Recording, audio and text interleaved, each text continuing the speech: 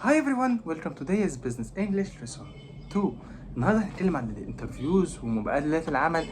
الفيديو ده حرفيا من اهم الفيديوهات لو انت عندك انترفيو، سواء انت طالبة او ان انت مثلا عندك مثلا لو انت خريج، فحرفيا انجلش بيزنس مهم جدا. نزل فيديو 1 اللي هو بيتكلم عن بروفيت فلوس. النهارده هنتكلم عن الانترفيو واسئله الانترفيو وايه الاسئله اللي احنا ممكن نسالها وازاي نجاوبها باسلوب بروفيشنال. دلوقتي لايك وفولو وسبسكرايب سواء على الانستجرام او يوتيوب، فلازم تسبسكرايب دلوقتي على اليوتيوب. ويلا نبدا دلوقتي. وايه اهم الاسئله؟ هنتكلم النهارده عن 4 اسئله مهمين جدا لازم يتسالوا في اي انترفيو. اول سؤال introduce yourself او tell me about yourself. تاني سؤال لو what's strengths او اللي هي weakness اللي عندك. بعدين why should we hire you اللي احنا ليه اساسا احنا المفروض نعينك عندنا. ومثلا انت رابع سؤال اللي هو انت شايف نفسك فين كمان 10 سنين او 5 سنين، او ايه طموحاتك في المستقبل اللي هي الجولز اللي عندك في المستقبل. حرفيا كل ده مهم جدا، وازاي نجاوبهم بطريقه بروفيشنال هنعرف النهارده سوا. ان شاء الله تبقوا نبقى تستفادوا من الفيديو ويفرق معاكم ويساعدكم نتقابل في الانترفيو ان شاء الله باذن الله. فيلا بسم الله الرحمن الرحيم، وما تنساش اللايك والسبسكرايب.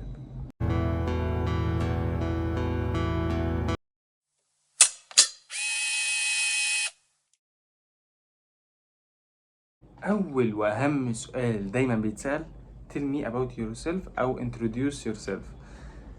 قدم نفسك. انت 90% مننا بيخش I am شريف, I am 24 years old, I am from طنطا. I am كلمتين عن نفسك اول حد تلاقيها موجوده عنده مثلا في الورقه، فانت حاسس ان هي اضافات ملهاش لازمه ومش تقديمها الصح. فاحنا هنقدم ازاي دلوقتي نفسنا؟ مثلا ان انا مثلا خريج حاسبات ومعلومات.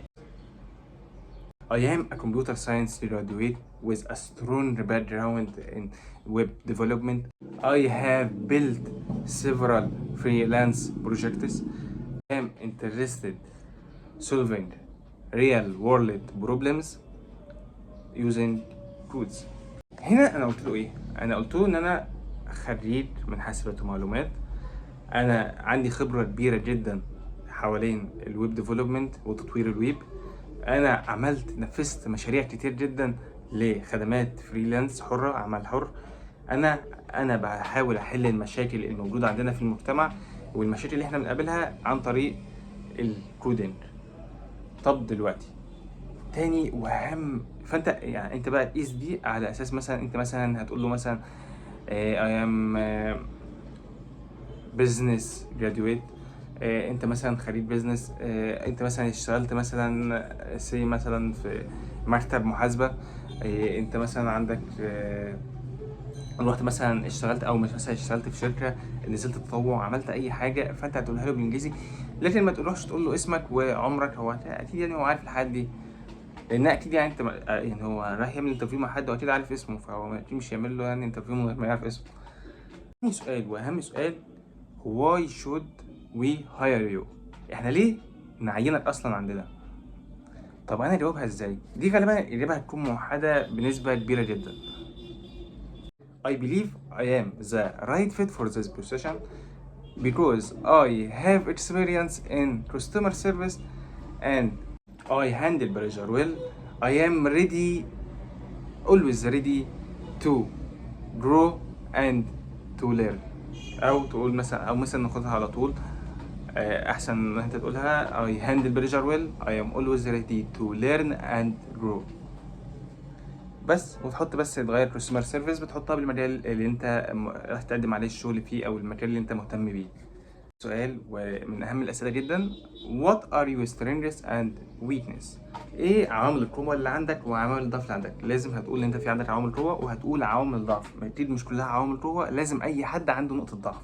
فانت مش عالم او مش خارق، فانت هتقول مثلا هنبدا نحط مثلا حته القوه، مثلا دي عادي ممكن تقولها اي حد، ممكن تبقى متساويه عادي عند اي حد. فانت مثلا ممكن تقولها كلها نفس، لو انت سواء اي كليه هتقولها نفس الكلام. لو انت لسه ما اشتركتش انسى سبسكرايب دلوقتي. Strategies. I am organized, I am detailed oriented, and I work well under pressure. انت بتقدر تشتغل تحت ضغط. من اهم النقط جدا ان هو ان انت تكون بتقدر تشتغل تحت ضغط. حتى لو انت بتقدرش تشتغل تحت ضغط لازم تقول ان انت بتشتغل تحت ضغط. طب عوامل weakness اللي عندنا. Sometimes I over focus on details but I am learning to balance between the quality and speed. ان انت عندك بتعرف توازن ما بين انت بتركز على التفاصيل احيانا كتير جدا، بس انت بتعرف توازن ما بين الكواليتي اللي انت اللي تحصل عليها من التركيز ده والسرعه بتاعتك، اللي هو باختصار ان انت بتقول له انا عندي مشكله بس انا بحاول اسعى ان انا احسن من المشكله اللي عندي دي بحيث انها تفيد الشركه.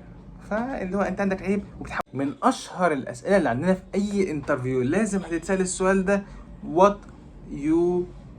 what are your career goals. what are your career goals. ايه الاهداف اللي عندك في حياتك او في المستقبل او شايف نفسك فين مثلا كمان 5 سنين؟ السؤال ده نفس السؤال برضو او كده. طبعا اللي احتر الاجابات اللي تتقال غلط: I want to be a rich man and have a good car. انا عايز يبقى عندي عربيه كبيره قوي، انا عايز ابقى انسان غني نايم على الفلوس، انا عايز امشي في اطير على الجو.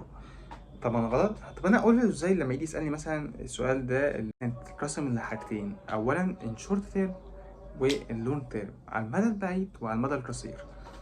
طب دلوقتي in short term I want to grow my skills and gain experience in a professional environment.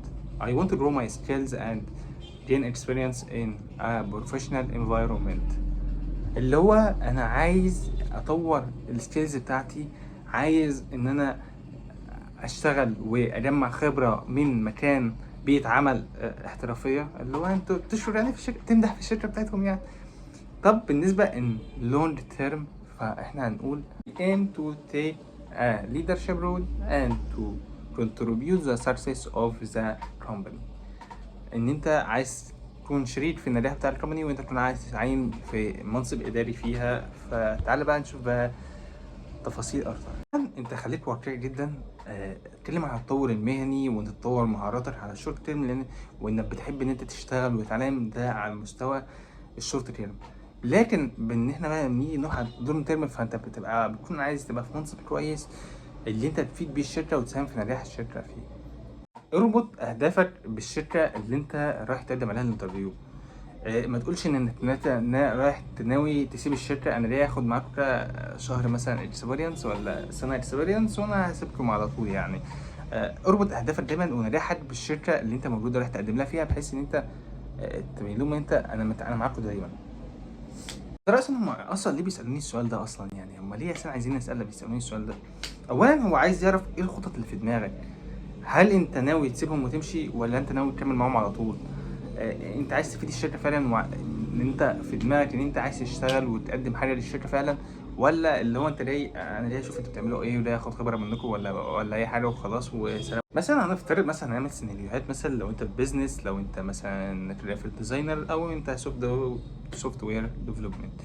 مثلا لو انت سوفت وير ديفلوبمنت I want to become a confident in back end development. انا مثلا عايز اكون مثلا اطور مهاراتي واكون فلوينت في مجال الباك اند او مثلا فرونت اند او اي حاجه مثلا ده على الشورت تيرم. لكن انا على اللونج تيرم انا عايز ابقى حاجه تانية. على اللونج تيرم مثلا I want to become a senior in engineering مثلا هنفترض مثلا لو انت مثلا في بيزنس. بالنسبه لو انت مثلا حد في بيزنس فانت هتقول I am aiming to understand customer needs. انا عايز افهم احتياجات العميل ايه. ليه؟ طيب improve my sales technique. انا عايز احسن اسلوب السيلز بتاعي. انا مثلا and eventually become a key accountant manager. انا عايز اكون مثلا مدير الحسابات. ده بيكون على اللونج تيرم.